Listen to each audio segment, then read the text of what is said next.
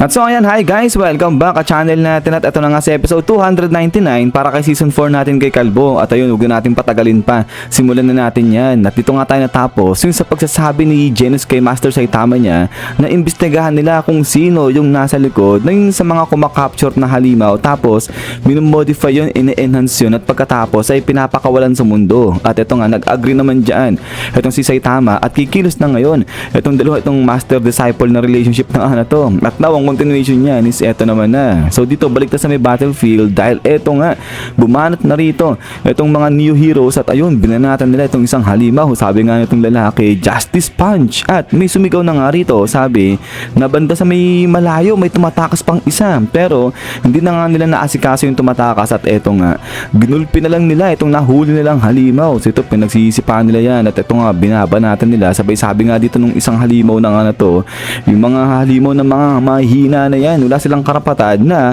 tapak-tapakan lang, ubusin yung sangkatauhan, sabi nilang ganyan. At ito nga, mamatay na raw itong halimaw. So itong isa bumabanot pa sabi niya nga rito na ang gawin nila, chop-chopin daw yan, yung kumbaga tanggalin daw yung mga limbs niyan tapos ihang. So grabe, napaka-brutal nito. But then maya-maya, ito nga, nagsalita na yung isa sa mga kasamahan nila. Biglang nagsabi siya na si Child Emperor may pinadala siya parang GC ganyan, group message. At ito ngayon, sabi nga ni Child Emperor dun sa message na kapag katapos silang patayin yung halimaw, iwan lang nila yung katawan nun as is. At sabi nito kasi parang i-autopsy yata yan ni Child Emperor. So yun, so sagot yung isang kasamahan niya, sabi niya bakit daw? So yung sabi nga nito na hindi niya alam. Pero ayan, tigil ngayon sila sa paggawa nilang yung pagbanat dun sa may halimaw kasi patay naman na yun At so after nyan ay talo na nga rito kay Child Emperor dahil ito nga, para may tinalo siya na halimaw. At ito, iniimbestigahan na, inaaral na yan ni Child Emperor. At ito nga, habang pinagmamasdan ni Child Emperor itong halimaw, sabi niya nga rito na tama yung suspecha niya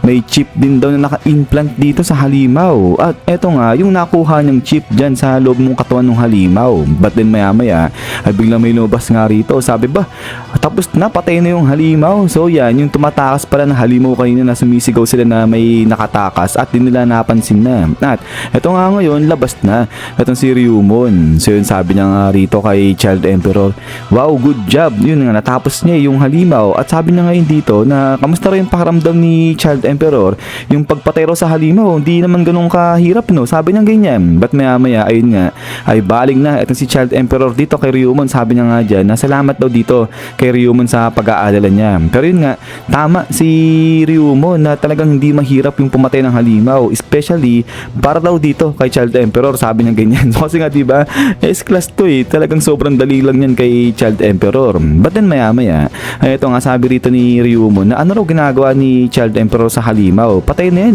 Anong check niya dyan? At ito nga ngayon, nagpaliwanag na ng mahaba itong si Child Emperor. Sabi niya nga rito kasi maingat daw itong si Child Emperor. Kaya ang ginagawa niya, iniimbestigahan niya kung paano naging halimaw yung itong halimaw na nga to. So yung kanyang pagiging mansterification na yan, paano nangyari. At inaaral niya yan sa pamamagitan ng pag-iimbestiga niya sa state of mind ng halimaw. At so now ay maliban pang araw rito kung kinakailangan, nag-activate daw ng security itong si Child Emperor dun sa mga kaanak ng halimaw, pati na sa mga neighborhood niyan. At pagkatapos nga nun ay iimbestigahan niya ulit itong halimaw kung may effect ba sila sa ecosystem kasi baka mamaya may virus daw itong mga halimaw na yun. So kaya ayun, inaaral din niya ni Child Emperor. At pagkatapos ng lahat ng yan ay kumukuha raw siya ng specimen nito. So siyempre sample. At ito nga, tuloy pa rito ni Child Emperor, pagkakuha niya ng mga sample na yan, pagkagather niya ng data, nilalagay niya yung mga info na yun sa kanyang computer. At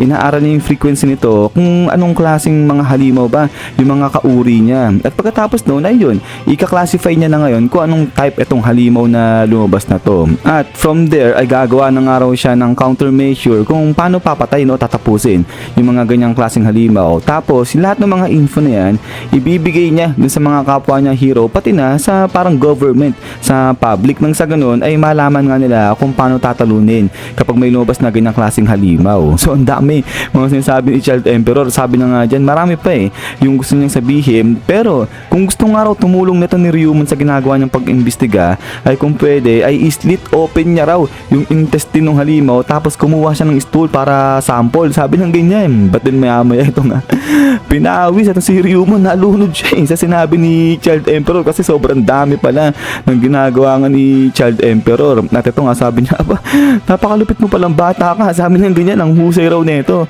ni Child Emperor. Pero yun nga lang, busy raw siya, kaya kailangan niya nang umalis. But then maya-maya, eto nga, tinawag ni Ryumon yung kanyang mga bata. Sabi nga nila, okay sige, tumugis pa tayo ng ibang mga halimaw na nagsikalat dyan. Sabi niya ganyan. At ito nga ngayon, laban na laban yung squad ni Ryumon. Sabi nga nila, yeah! At then pagkatapos nga yun, eto, naiwan na ng mag-isa at si Child Emperor. At sabi niya nga rito sa isip-isip niya, kung gusto niya raw matrace yung signal na pinapadala dyan sa mga halimaw sa pamamagitan nga nung chip, ay mukhang kailangan niyang kumapture ng isang buhay na halimaw, isang buhay na specimen. Pero mukhang mahihirapan daw siyang kumapture ng mga gatong klaseng halimaw. At ito nga ngayon ay lumapit na ulit at si Child Emperor dito sa halimaw, dinisect niya yan. Sabi na nga rito, kung pagmamasdang maigi itong mga halimaw na to, may built-in sila na artificial muscle. At itong artificial muscle na to, ito yung nagiging dahilan kaya mas lumalakas itong halimaw. So ibig sabihin, ini-enhance daw ng mga artificial muscle na to yung power ng isang halimaw several times. So kaya pala sobrang lakas ng mga yan. At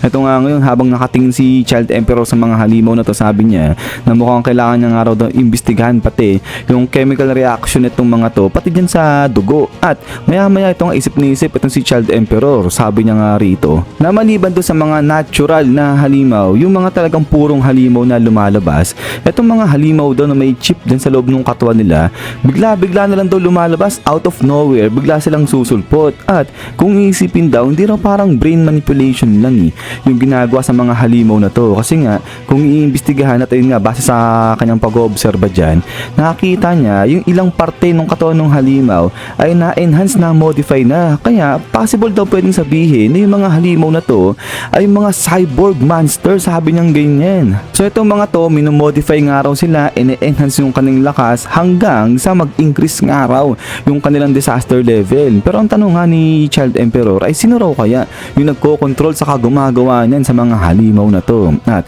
ito nga sabi ni Child Emperor, kung pagdating sa field na yan, mukhang kailangan niyang humingi ng tulong dun sa kakilala niya na merong global authority. At ito nga ngayon, biglang labas na ito si Saitama. Sabi niya, ha, ang bilis ko naman dumating dito pero tapos na lahat, sabi niya ganyan. At then pagkatapos nga nito, is yan guys. So hanggang dito lang ito sa episode 299 natin. At ayun, ang lupit na ito ni Child Emperor natin. Talagang ang ganda ng pag-iimbestiga niya sa mga halimaw. At ito na-discover niya na yung mga halimaw na lumalabas, parang mga cyborg na mga halimaw. Yun nga kasi mga na-modify na itong mga to. Pero yun nga guys, ay ulit maraming salamat sa walang samang pag-support at sa panonood dito kay One Punch Man natin. At ayun nga, hintay-hintay lang para sa next episode natin dahil si Saitama naman ulit yung babanat nga rito. But yun nga guys, ay ulit, lagi mag-ingat. God bless niyo lahat at kita-kits tayo ulit.